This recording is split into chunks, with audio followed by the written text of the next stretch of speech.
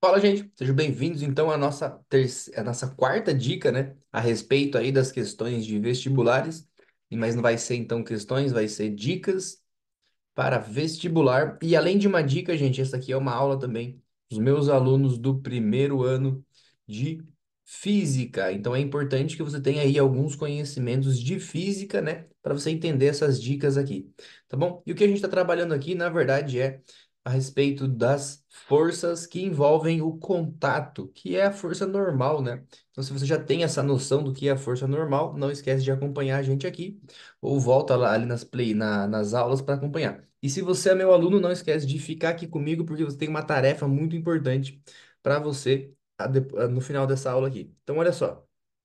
Primeiro de tudo, o que a gente já trabalhou aqui? A gente já trabalhou a força normal na horizontal, bloquinho parado, né? Eu comentei com vocês a força quando é numa parede, empurrando, a força inclinada e a força num elevador, né? Então, se eu tenho ali um elevador subindo ou um elevador descendo, o que que acontece com o meu contato com a minha normal, tá? E agora a gente vai trabalhar a parte mais importante de todas, que é o atrito. Então, eu trabalhei com vocês a parte da dica número um, a 2 e a 3 só para falar do atrito, né? E eu achei aqui a parte mais importante, o plano inclinado. O que que é o plano inclinado? É quando eu tenho ali uma inclinação, essa inclinação, a gente chama ela de ângulo, né? Então, esse ângulo é o que gera a minha inclinação. E a partir disso, eu tenho um bloquinho que se movimenta ou não. Se você já acompanhou a minha aula ali, você sabe que existe duas partes do peso que fazem o movimento nesse bloco aqui. Uma parte do peso é em relação ao contato, então a parte que a gente fala em relação ao contato é a normal e ela é igual ao peso em Y. E a outra parte é o peso em X. O que que significa isso, gente? Ó, dá uma olhadinha aqui, ó. Então eu vou ter um bloco e esse peso sempre é para baixo. Mas como eu tenho uma inclinação ali, significa que vai ter uma componente do peso, que vai ser a sustentação dele do contato, e uma outra componente que vai realizar o movimento. O cálculo dessas componentes é PY e PX. Vocês têm que anotar isso no caderno. Isso vai ser o peso vezes o cosseno do ângulo para o Y e o peso vezes o seno desse ângulo para o X. Tá bom? Agora eu quero que vocês anotem outra coisa muito importante ali, ó. O PY, o peso em Y, é igual à minha normal. Por quê? Porque os dois estão no mesmo sentido aqui, ó. Não é bem, é o sentido inclinado, né? Tá bom? Tanto que aparece a inclinação no peso do Y. Então, a minha normal, ela vai ser igual ao peso vezes o cosseno do ângulo que eu tenho ali. E aqui eu tenho o PY, o PX. No PX, gente, olha só que coisa louca. Se eu não tenho atrito, o meu PX, ele vai ser igual à força resultante. E a gente já sabe, já, né, que a força resultante é igual a massa vezes a aceleração.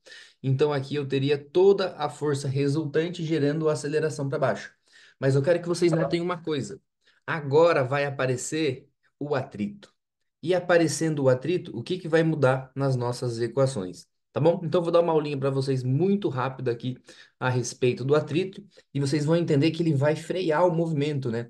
O atrito, então, ele é uma força de frear o movimento? Isso. Então, o atrito, ele vai ser uma força de resistência, sempre no sentido contrário. A minha força de atrito, vou chamar ela de Φ, ela vai ser um coeficiente vezes o meu contato. Vê se faz sentido para vocês. O que que é o coeficiente? É o fato de eu estar arrastando uma parte na outra. Isso faz com que então tenha um roubo de energia ali. Então significa que vai ser o contato multiplicado por alguma coisa, né, que vai dar a minha força de atrito, tá bom? E essa coisa que rouba é conhecida como coeficiente. Então, vai ter um coeficiente para cada tipo de superfície. Se você encostar madeira no metal, é um coeficiente. Se você encostar gelo no gelo, é outro coeficiente. Borracha no asfalto, é um outro coeficiente. O nome disso é coeficiente de atrito. tá bom? O coeficiente de atrito, ele pode ser de dois tipos. Ou ele vai ser do tipo estático, estático, ou ele vai ser do tipo dinâmico. Vamos chamar do dinâmico, vamos chamar ele de cinético. Cinético significa que está tendo movimento. No primeiro ele fica paradinho e no segundo, gente, ele escorrega. Quem já caiu um tombo de bike sabe o que é isso, é quando você rala mesmo, você está escorregando por cima da superfície, tá bom? E geralmente o estático, ele é mais forte. O que que significa isso? Que um coeficiente de atrito estático, vamos chamar ele de μs, tá? Isso aqui é não é um M não, tá, gente? É uma letra mi grega. E aqui eu vou chamar de mi c ou mi k por causa do cinético, tá bom? E sempre o primeiro aqui ele é maior, por quê? Porque é mais difícil você romper o atrito no começo, mas depois que você rompe ele, é fácil de você se movimentar. Tudo bem? Então, isso daqui é a nossa fórmula de atrito, ela deve ter no caderno de vocês, eu gostaria que vocês copiassem ela aí. E por que eu estou falando isso? Porque se eu estou num plano inclinado e eu não tenho atrito, é somente o px que vai ter esse movimento de aceleração. Mas agora, se eu tenho atrito, significa que vai existir uma força de resistência freando ele. E olha que legal, essa força de resistência depende também da minha normal, gerando uma conexão, então, ali, ó, entre o meu peso em X e a minha normal, que é quem? A minha normal, que é o peso em Y. Tudo bem? Vocês vão entender melhor quando eu resolver a questãozinha aqui com vocês. E não esqueçam que tem uma tarefa, se você também é o meu estudante. Gostaram, gente, da ideia? Entenderam aqui um pouquinho como que funciona? Esse coeficiente aqui, ele vai ser sempre 0,6, 0,9, sempre 0, alguma coisa. Por quê? Porque ele rouba do contato, né? Ele é atritando, então ele rouba desse contato.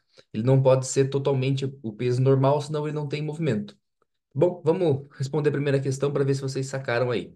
Então, olha só. Força normal com atrito do tipo cinético. O que que a gente já sabe e como que a gente pode responder essa questãozinha aí. Só deixa eu limpar aqui o quadro, fica melhor, acho que é assim, ó. E isso. Olha aí a perguntinha então, ó. Cadê? Aqui. Um bloco de 24 quilos está apoiado em um plano inclinado que forma. Opa! Aqui, que forma com um ângulo de 30 graus com a horizontal. O grau ficou lá embaixo, mas é graus, tá? O coeficiente de atrito estático entre o bloco é de 0,4 e o coeficiente de atrito cinético é de 0,3. Considerando a gravidade igual a 10, número um, calcule a força normal que a superfície inclinada exerce sobre o bloco, tá? Então, o que a gente tem que saber aqui? Primeiro que se está inclinado, a gente tem que saber o quanto que está inclinado. A inclinação, nesse caso, é 30 graus. Então, a gente tem que saber duas coisas. A gente tem que saber o seno de 30 graus e a gente tem que saber o cosseno de 30 graus, tá bom? Eu vou deixar aqui na forma de fração, na hora de resolver com vocês eu resolvo o restante, tá? Mas eles são esses dois valores aqui, ó. 1/2 e raiz de 3 sobre 2 também, tá bom? E com eles que a gente vai calcular quem? O px ou o py. Nesse caso aqui eu vou calcular o py, que vai ser o peso vezes o cosseno do ângulo. Então aqui vai ser o peso vezes o cosseno de 30 graus. Tudo bem? Gente, então é o seguinte aqui, ó. Para eu saber o peso disso, eu preciso saber a massa desse objeto. A massa dele é 24 quilos. Então, a massa vezes a gravidade. Isso daqui é o meu peso, ó. Vou pôr aqui no cantinho. Massa vezes a gravidade, vezes o cosseno de 30 que vai ser então raiz de 3 sobre 2. E aí a gente vai ter uma noção melhor para a gente conseguir calcular.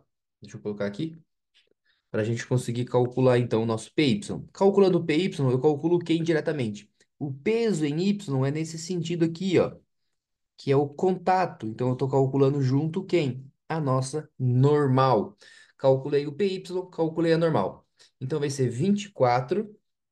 Professor, mas ele não me deu a gravidade. Tá dado ali, ó. A gravidade aparece como 10 vezes 10 metros por segundo ao quadrado. Então, 20 vezes 10 vezes raiz de 3 sobre 2. E aí eu vou ter, então, 240.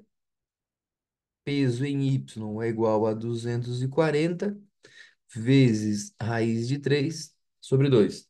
Então, 240 raiz de 3 dividido por 2.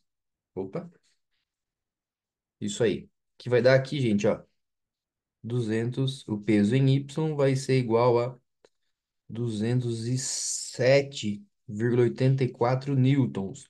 Tá? Então, significa que nesse sentido aqui, ó, nesse sentido, empurrando para o chão, eu tenho 207 newtons. 0,8, né? 207,8 newtons. E o que que é isso? É o que o chão tem que responder para cima. Então a minha normal tem que ter a mesma intensidade. O que responde então a número I, número 1, né? Que tá aqui, ó. Essa daqui. Tudo bem? Calcule a força normal que a superfície inclinada exerce sobre o bloco. Então, essa é a força normal. Ô, professor, mas aí você não calculou nenhum atrito, nem nada disso? É, então vamos para a próxima ali então, ó. Já que tá tão animado, né? A força normal vale então 207,8 newtons. Determine se o bloco permanece em repouso ou começa a deslizar. Por que que isso tem que ser feito desse jeito aqui, ó?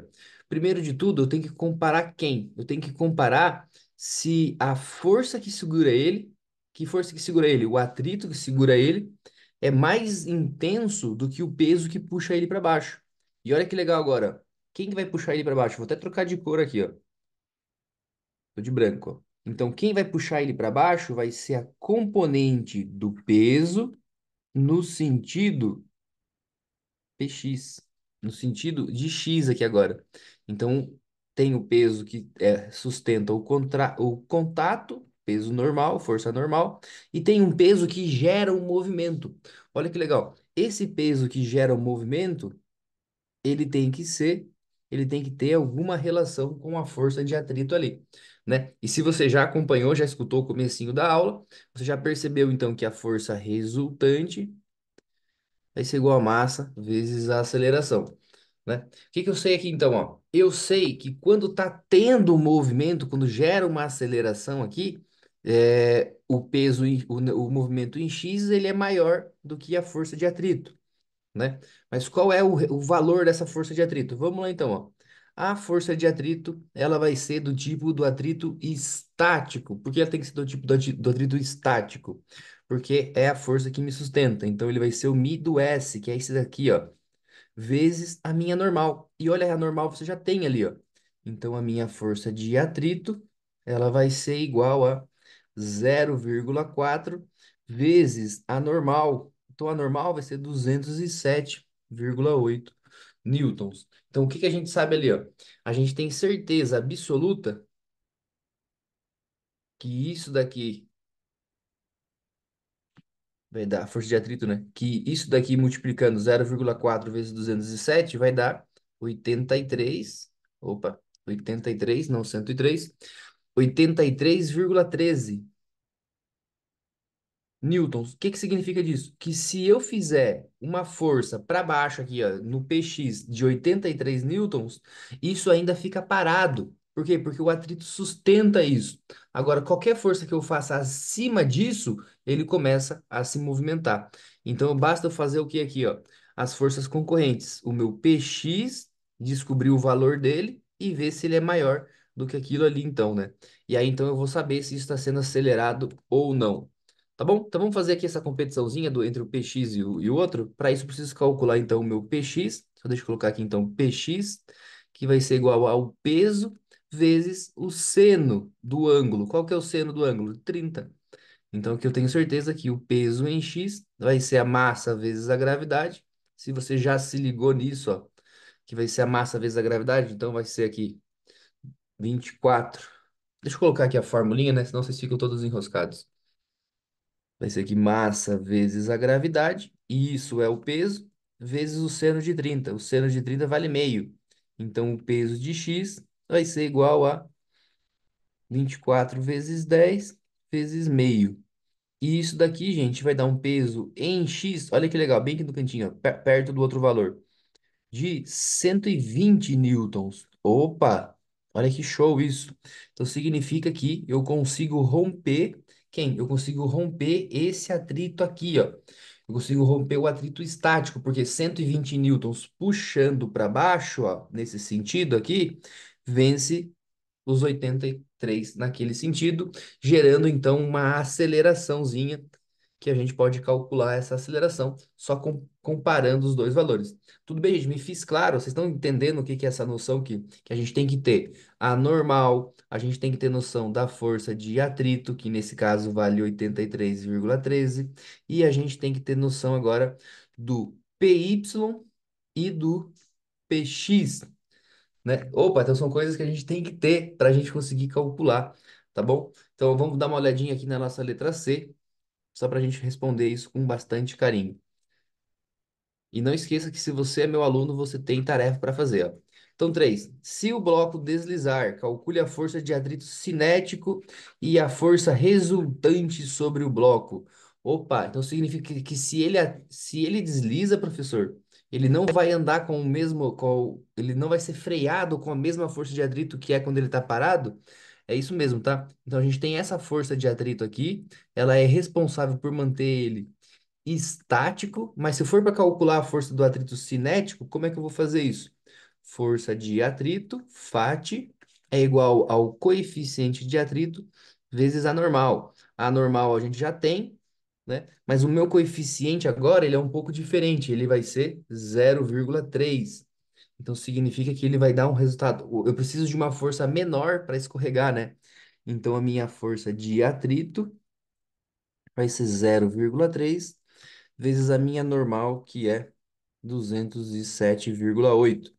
Isso faz uma força de atrito igual a, opa, deixa eu colocar aqui, 62,35 newtons, né? Então eu respondi o quê? A força de atrito, depois que eu fizer uma força maior que isso daqui, eu rompo o atrito estático dele, e agora eu com uma força um pouco menor, eu consigo manter ele em movimento. Estão percebendo que a força não é tão menor, mas ainda assim já é menor? E como que eu calculo a minha força resultante? A sua força resultante é o que eu tenho para baixo, né? O que eu tenho em um sentido, o que você tem nesse sentido é o peso em X, já foi calculado aqui, das 120 newtons, né? Então são esses 120 newtons que vai competir, ó, menos 120 newtons menos a força de atrito, que é a força de atrito que está freando aqui. Imagina que é um bloquinho no chão puxando para trás. Então, isso é minha força de atrito para trás. Então, essa minha força resultante vai ser igual a 120, que é o peso em X, menos 62,35. Se a sua se a sua matemática está afiada, igual tá aqui a minha calculadora, vai dar tudo super certo que vai dar aqui 57. Força resultante, então, que vai ser então a 57,64 newtons. Gente, e olha que legal isso daqui, ó. O que que é esse 57,64? É o resultado que faz esse negócio escorregar, porque senão ele não ia escorregar, ele ia ficar paradinho ali, ó. Tá? Notem agora, então, o que ficou de importante nessa playlist até agora. Então primeiro de tudo, tem que saber o que que é força normal, o contato. Tenho que saber se o meu contato está na horizontal, na vertical ou se está inclinado, tá bom? E para saber o atrito, eu tenho que saber o contato. Então, o que que fica de dica mais importante aqui para vocês na parte de forças para o vestibular e para as minhas tarefas? Fica a força normal. Entenda a força normal que você vai entender tudo, tá bom? A tarefa que fica para os meus alunos é essa daqui, ó. Note bem, eu resolvi essa questão e a tarefa de vocês é essa daqui, tá bom? Eu só mudei a massa, mas mudando a massa, o que que vai mudar? Eu não mudei a inclinação, eu não mudei o atrito, né? Muda a normal? Muda, então calcula a nova normal. Muda o peso? Muda, calcula o novo peso, tá bom? Muda o PX, o PY? Muda, e vocês têm que calcular tudo isso, mas a tarefinha de vocês é super básica, é só resolver essa daqui de novo. Fechou, gente? Por enquanto é isso. Um grande abraço para vocês. Obrigado por me acompanhar aqui e até mais. Tchau, tchau.